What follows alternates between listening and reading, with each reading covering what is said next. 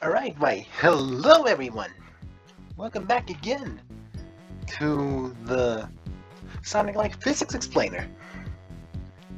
As you can probably tell, I'm still not recording in OBS, so that means I'm gonna have to make jump cuts, and it's not gonna be the most cohesive thing due to that.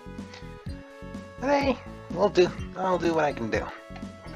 So, the last time I did this, well, my guy didn't exactly look like this. And I'll explain why he looks like this. First of all, the making the capsule shape. This is not yet. Yes, this is still a capsule shape. Make it into a circle so that it has consistent collision everywhere. You're gonna need that. And now, let's get into the nitty-gritty of this stuff. The Wranglers and Langlers. As you can tell, we have 4 area 2Ds here, as you can tell right here. And these are actually what happened to the Slope Wrangler and Slope Langler. So instead of having them in the stage, we've now given them to Roll. Or Sonic, or whoever you want to consider this guy as.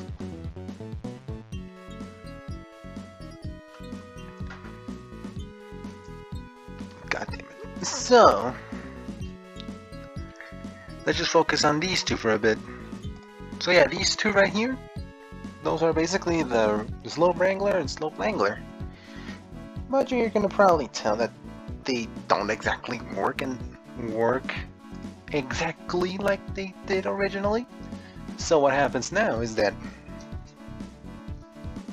these two, well, not these two, these are the other two, these two check if they're interacting with an item that is in the tile map group. Like, we could call these map, tile map, stage, whatever you want to call it. The point is, these two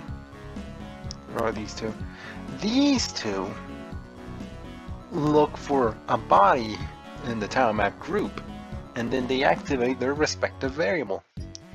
And we'll head up right here to the main part of this.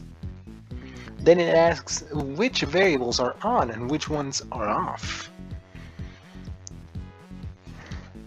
So basically, if the Wrangler is on but the Langler's off, then it puts the angular direction into 1, opposite, -1, and everything else into 0.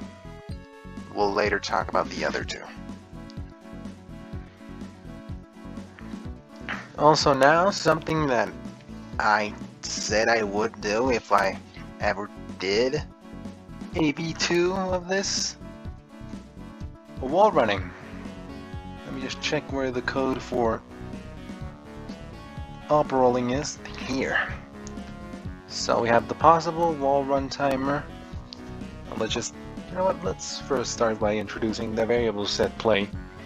We have can wall run right, can wall run left, can disable wall run, and possible wall run timer. And we're gonna first start off here that it activates one of these depending on which side of the slope it is. So basically for a left slope, the left one, for the right one, and it activates the timer, which, when it counts down, activates can disable wall run. And we go into the part where all of the wall run things happening. It asks if the wall run disable thing is on, and isn't that a wall, or, well, we'll come back to this one. If these requirements are set, then it sets all these to false. It pauses the uproll timer, because yeah, I ended up implementing a timer due to another thing I ended up implementing here. Or else it depauses it. Not it's reverse. It pauses as pauses. It pauses as here. It depauses as here. Does that sound right? Yeah, let's go with that. So basically, when you're in a wall run, it halves your gravity. I'm still tinkering around with what feels best. It probably will take a bit. This video won't probably come out in an hour or two, considering that I have to edit it in DaVinci and I don't know how to use DaVinci.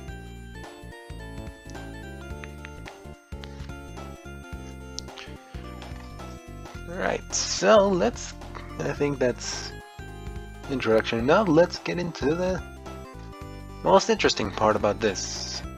Because if you haven't keeping up to date with this, you'd know that I've been working on making loop-de-loops work. So the loop-de-loop has two parts. The part that is in the foreground and the part that is in the background. Don't worry, this will make much more sense later. Man, I don't want to see it trying to explain this gap in the summary. So, you got these two area 2Ds, the upslope wrangler and the upslope langler. These are now responsible for activating something that I've already shown. Let me just find out where it is.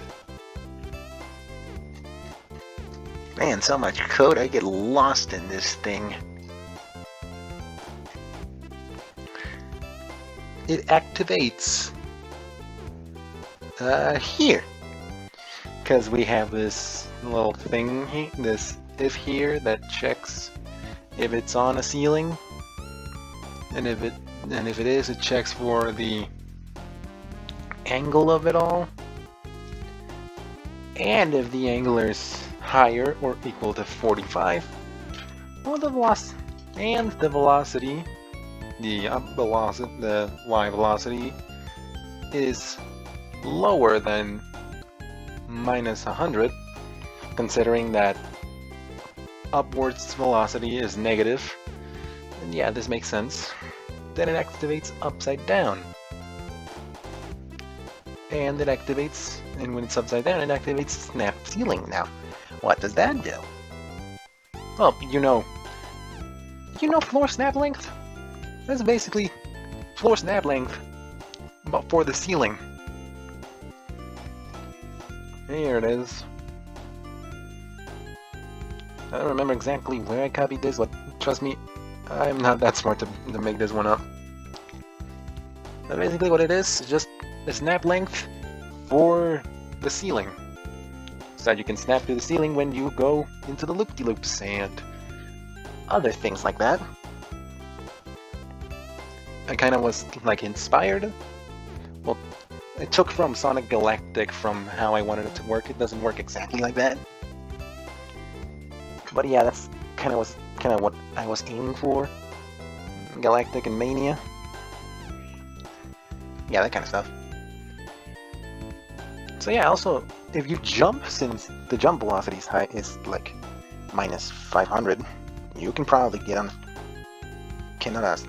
a ceiling run by a jump, just like in Mania.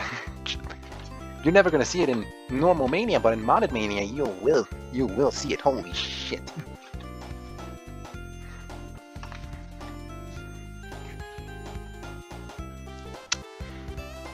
Alright, so what else do I have to show? Oh yeah! How velocity works when you're upside down. So basically it's normal, just that the direction... Where is the direction? Oh yeah. The direction is backwards. So basically, just like Sonic. If you're moving right, then you will still keep moving right. If you're moving left, while upside down, you'll still be moving left. And it also has its down-rolling version, up-rolling, which kind of collides with the up-roll. So just keep this in mind. Up-rolling with an ing is for when you land on a ceiling and start running on it. Up-roll is when you roll off a upward slope. Yeah, that isn't confusing at all. So yeah, basically works exactly the same as it does over here, just that it's now more. Just now upwards instead of downwards. It is kind of buggy. I don't know if anyone wants to pitch in and help me out. And look, the whole point of this is that anyone can use it, so that people don't have to walk around and figure this one out. I want to figure this one out for all of us. So feel free to use whatever part of the code you need. Really, that's kind of the point. The point here is to save you all from the suffering I endured. So, yeah. Oh, well, wait. Yeah, the brakes. I forgot to talk about the brakes. Where are they? God damn it. Yeah, these are the brakes. I took them from that video. I don't know if when I edited this video I put it in, if I even edit it, but if I don't, I'll just put it in the description from where I took this piece of code. So yeah, let's just talk about the more interesting part, just how they did the slope. So basically, you already know how Sonic can go on a circle, but now I'm gonna show you how I make a loop, because, you know, Sonic comes from one end and comes out the other. That's not how physics in a 2D plane tend to work, so I'll show you what I did here. And let's take the other one. This one first. Let's check it. You come in from this side and it interacts, and when you hit here,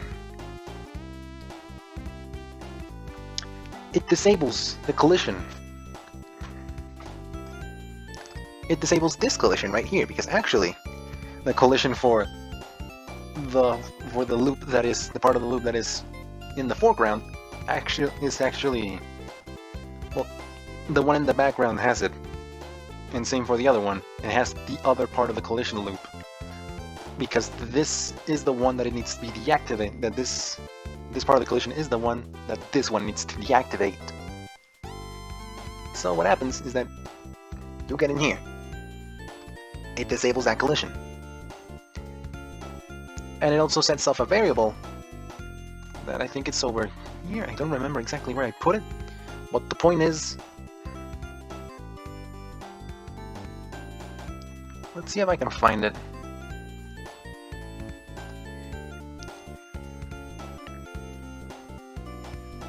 No, it only appears here and maybe in there, but the point is, it asks. We'll come back to this first. Priority stick. So, it first, well, it activates onBody on back loop, body.onBack loop, which basically means it deactivates this. Now, you see there's an if, because the other part activates in front loop, but you can see here that it asks if back loop is on. So basically, things will get jumbled up. If one of them is activated, the other won't activate. But if the other is activated, then the other one won't. I said the same thing twice, didn't I? Yeah, that's me. Basically, when it leaves, it deactivates everything. And when it's in, it asks if the other one's activated, and if it isn't, it activates its own part. So basically how it's done in Classic Sonic if you've read up on how this whole thing works, you probably know that this is how it works. Just I didn't make the area 2D fully incorporated into the loop because well, for testing reasons.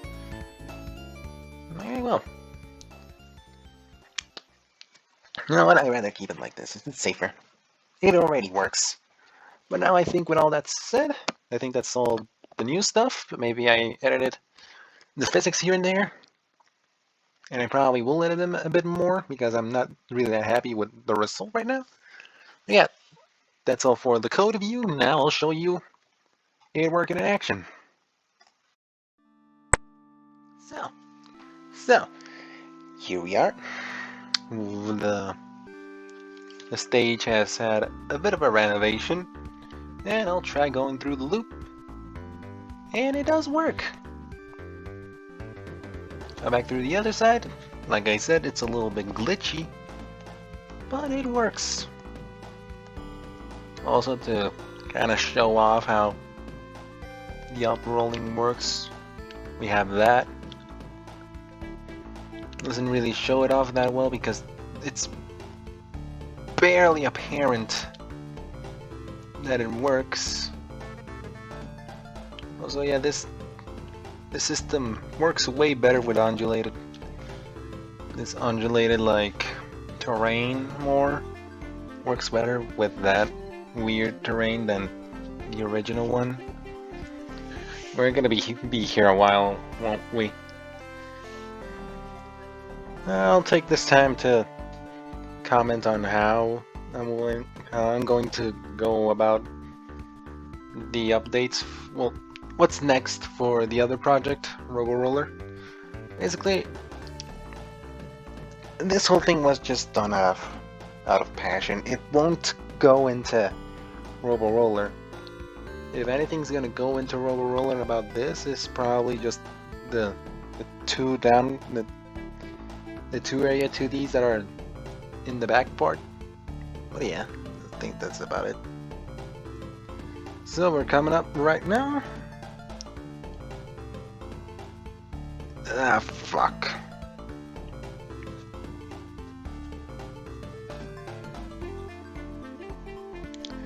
We'll try this again. I'll keep talking about how I plan to go about Roller. I got fucking dick.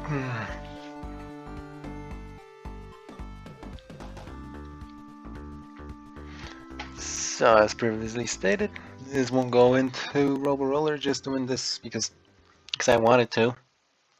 That's kind of about it. So yeah, next up, y'all gonna be having quite a bit when it comes to the movement. And trust me, I have been tinkering a lot with the movement in Roller. It's actually pretty good. Theirs is a way more Mega Man X than normal Mega Man now. Trust me, you guys are gonna love it. And they plan to release it in the 26th, if I can. Probably won't, considering that I have other things by that date. But yeah. Let's see if I can get it to work this time around. No. Let me quit up real quick. Let me just change something. And also so that you guys you guys understand, you can exit out of a ceiling run if your speed is low enough. It'll have to be pretty low though. So yeah, it's quite forgiving on that part, and you can also jump off them. Let me just try to show them real quick if the game will let me. That was a jump. So I edited the map again to show it off.